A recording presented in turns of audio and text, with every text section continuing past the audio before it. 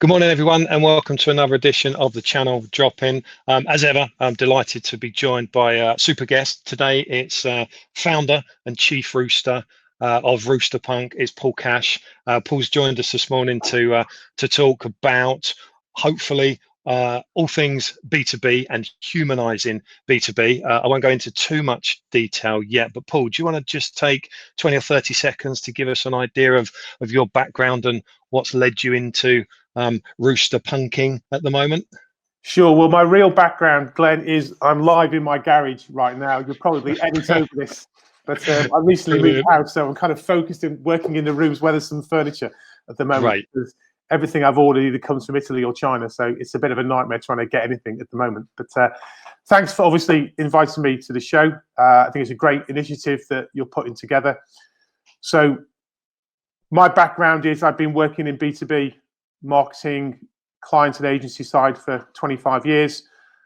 About 5 years ago, I set up my third agency called Rooster Punk, and we specialize in this whole new era of B2B storytelling, story-driven content, story-driven branding, really trying to bring that emotional play into that more functional B2B market for tech, financial services that we kind of all know really well.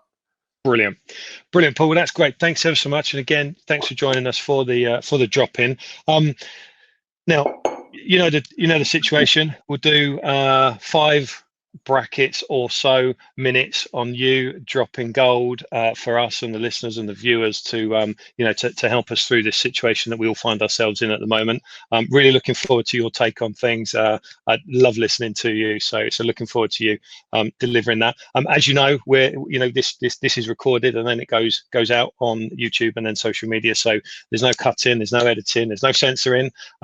As ever, I don't know what Paul is going to be saying, so we'll look forward to it, and we'll apologise up front for any profanities or little swear words, but we're all grown up, so let's deal with it.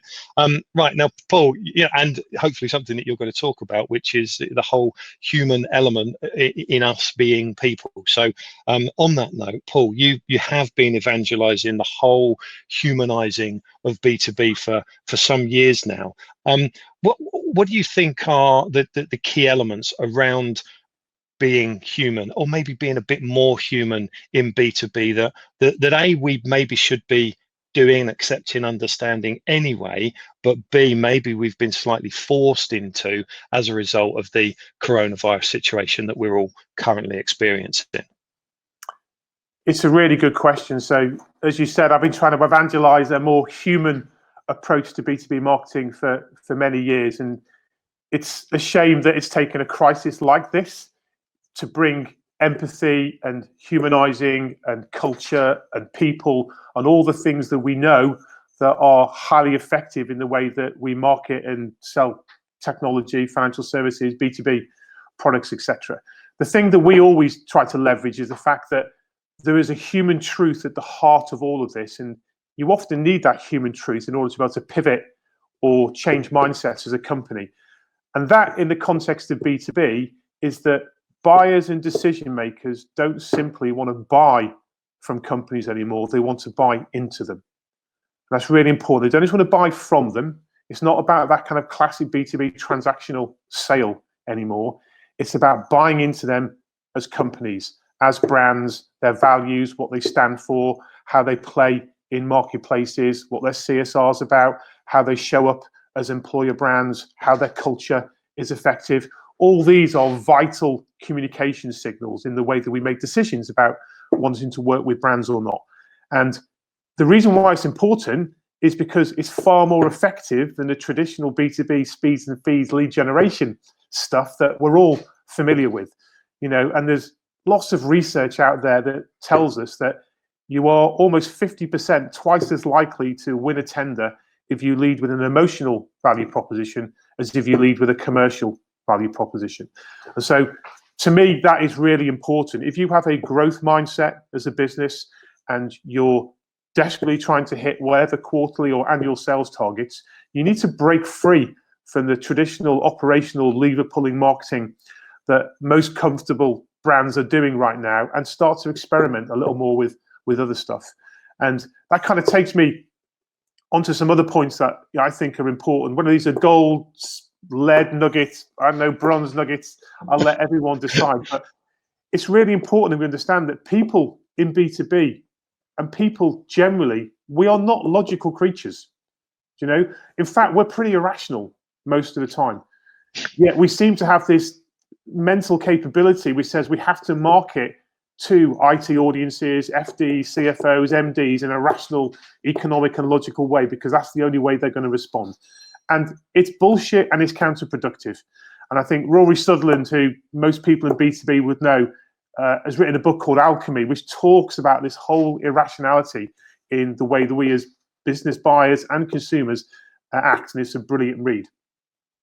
The third thing I think is really important, and we touched on this just before we kicked off the show, was in any downturn market, in any crisis, creativity is your best friend. It's the most underused tool in most people's creativity tool bag, kit bag, whatever you want to call it. And it's for the one reason is that an investment in a creative idea can create that disproportionate economic return. You know, you could spend £5,000 with an agency coming up with an idea that could translate into £1 million of revenue. You know, it really is that fundamental. And it's important that we as business owners, marketeers, really try to embrace creativity. Now is the time to get creative, to try new things, to experiment. I know obviously you've tried to creative yourself by doing this drop in, drop out podcast, which is great testimony to you. But now's the time to surprise your customers, to do something unusual, unpredictable, get them talking about you. So I think creativity is definitely something that we're going to see more of in brands, especially when they start to cut back on budgets and they need to find new ways to do things, for sure. The other thing I think is really important and something that I'm really passionate about is this notion of stopping marketing and starting storytelling. So if music is the language of love, then storytelling is definitely the language of emotion. And we talked previously about the role of emotion within B2B as this really powerful driver of transformational growth, not just kind of incremental growth. We know instinctively that people buy stories, they don't just buy products. And there is a new set of tools out there the marketeers are, in the most part, scared of using, which is around empathy and understanding and emotion and storytelling, and trying to bring these new sets of levers into the whole kind of marketing framework to try and build that real kind of brand value and brand sentiment that we know has a massive effect when it comes to growth and selling of products and services. And I think you'll be far more successful if you focus on feelings, not just features. There's lots of business stories out there to be told. Most companies don't need to invent them. They're already kind of there. You've got to mine them and be able to tell them in a creative way. And then the final point is, having been through 3 recessions and made a few mistakes along the way, you absolutely get the customers you deserve. So in a downturn, it's easy to cut costs, to seek out customers at any price. And this is really detrimental to growth. You need to maintain your position or evolve your position. You need to demonstrate your value, and you need to engage on an emotional level, not a functional one. Otherwise, you'll just end up with customers that, by their very nature, are transient. They always shift towards the next best deal. They're not necessarily loyal to you. And that in the long run can be hugely expensive to any business. Paul, those are my 5 nuggets. I honestly, brilliant. Yeah, I say this quite often, and I've seen you in we've met often in person. I've seen you speak on stage. I've seen you at shows, and I do genuinely love the way that you bring this to life, and the way that you talk with such passion about what is potentially seen as an alternative look at B2B marketing and lead gen. And I love it. We're personable people, but so with that. How can what is it that we can do at the moment? How can we be creative at the moment? Yeah, we've got so many tools to collaborate and to video conference and all those things. What can we do, in order to bring some of that humanization to life when we can't actually meet in person? Yeah, so I was actually part of a series of panel debates on this subject around empathy Right. in your messaging recently. And although it sounds really trite, when I was asked this question, it was, why don't you just pick up the phone and speak to your customers? Brilliant. Not in order to try and sell anything, but just to kind of speak to them and go, right, how are things? What are the pressures you're facing right now? What can we do to help? How can we pay it forward?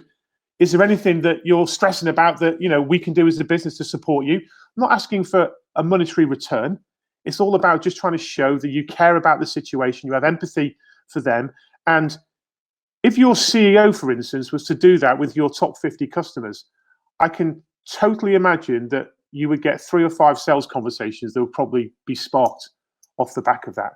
So this really is about connection, isn't it? It's connecting.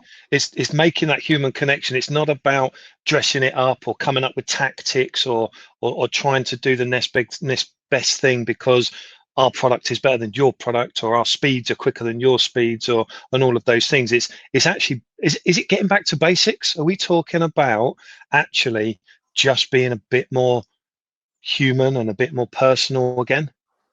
Yeah, I mean, again, it's sad to think that in this modern day of B2B marketing, that the biggest thing we hear everyone talking about is customer centricity. Yeah, like customers aren't important. You know, like all of a sudden we've only just discovered that the customers are the real part of the value within our business. And so we see from CEOs and boardrooms and the C-suite down about trying to build better customer experiences, etc. And that is a very human side to B2B marketing. It's not about the products that we sell. It's about the people that we're selling to. And, you know, I put employees into that same bracket as well. Having that audience-centric approach is vital. And empathy, understanding their needs, their wants, their challenges, their desires, getting closer and closer to that allows us to be able to take advantage of tools like personalization, which is, again, is another hot thing within B2B. But if you show you genuinely care about your customers, it helps you build better stories, better connections, better products, and ultimately that has to be a pathway to greater growth for any business. So I hope that this crisis builds on this whole humanizing notion that, you know, business is better when we're about people, not products. Yeah, and it kind of that seems like a bit of a theme, excuse me, at the moment where we're kind of being forced into a new understanding of how to be better people again, right? You know, stop being so aggressive or so greedy, or so egotistical, but actually get back and, you know, do some of the fundamental things better, and then actually it will reap the rewards. And so what do you think that we're going to be left with? What do you think we should all really take from this as the lessons learned, and maybe the things we should be doing anyway, but we've had a stark reminder? What do you think are the key things that we should take out of the coronavirus situation, and take through into the new world that we enter post coronavirus? Yeah, so I think I said in my nugget number 2 that people are irrational. So yeah, trying to not expect the obvious. So the nice thing to think would be we'd be more empathetic in our communications, we'd be more compassionate in the way we do business, we'd be more mindful of the NHS and these frontline key worker services. But equally, things might go back to usual pretty quickly, and we'll be jumping on aeroplanes and we won't care about the NHS, and it will come round to, you know, NHS pay rises and we'll be like, oh no, we're not going to do anything to support them. And so, you know, we are human beings at the end of the day, and we are quite self-centered. You just hope that because this has been a global crisis, that there is a general consciousness that enters business and society, that we have a better understanding of our own individual needs and wants. And I hope to see that come through in business, where more organizations look at their sense of purpose, they look at their CSR, they look at their whole kind of employer branding and culture, and really try to build companies from the inside out that are strong, have deep roots, and businesses look and go, how can we make a positive and meaningful difference in the lives of our customers, not just make and sell products? And, you know, a lot of that narrative has been around in play for the last 10 years, but I think it will probably be accelerated through this. At least I hope so. I hope the good comes from it all. Yeah, Paul, I couldn't agree more. I absolutely hope so too. And with that, I'd have to say again, absolutely brilliant. I could spend so much more time talking to you on this, and I'm sure absolutely all of the viewers and listeners are gonna enjoy this. Love the way you counted down the nuggets as well. I can The count. golden nuggets, yeah. No more than 5 though. Enjoyed that. Yeah, no, it's absolutely perfect. So really good gold in there. Thank you so much for joining us. That was Paul Cash, Chief Rooster and founder of Rooster Punk, B2B storytelling agency. Paul, how do people get in touch with you, if indeed you would like people to get in touch with you? Yeah, I'm all over LinkedIn, Paul Yeah. Cash LinkedIn or roosterpunk.com. They're pretty easy. Perfect. Okay, well, with that, thank you again for joining us. Thanks for dropping in. I'm Glenn Robertson from Pure Channels. This has been the Channel Drop In with Paul Cash at Rooster Punk. Thanks very much, and I'll speak to you all again soon. Cheers. Stay safe, everyone. Cheers.